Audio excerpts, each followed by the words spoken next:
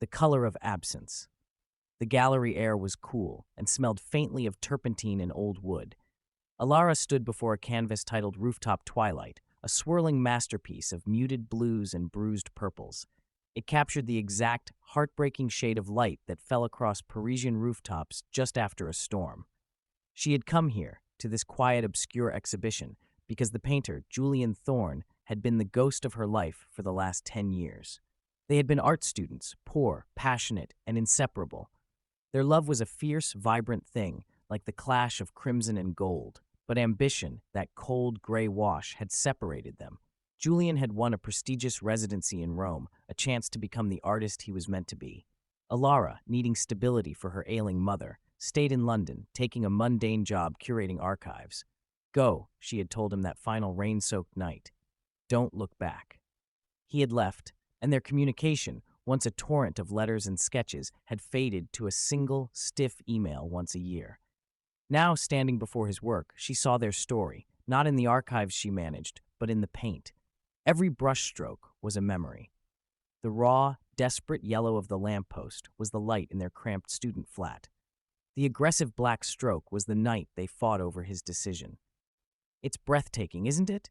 Elara turned quickly. Julian was standing just behind her, older, his hair dusted with silver, but his eyes were the same shade of intense, restless hazel she remembered. He was wearing a simple linen shirt, smudged with paint. Julian, she whispered, her voice catching. I didn't know you were here. He offered a sad, gentle smile. I came for the opening. I saw your name on the guest list for the press viewing. I knew you'd come straight to this one. Why? Because that painting isn't about Paris. Elara, he said, stepping closer to the canvas. It's about the color of absence. That blue, that's the color of the empty space on the pillow next to me after I left you. That's the color of regret. A silence settled between them, heavy with 10 years of unspoken yearning. You became the artist you were meant to be, Elara said, trying to steady her voice. Your work is transcendent. And you found stability, Julian countered, his voice low. Did it make you happy? Elara looked down at her hands, the hands that cataloged other people's memories, never creating her own. It kept me safe. Julian reached out, his hand hovering near hers, not quite touching. Safe is a fine color, Elara, but it's not our color. He gestured toward a tiny, bright splash of fiery orange hidden deep within the painting's shadow. That tiny flicker of orange, right there?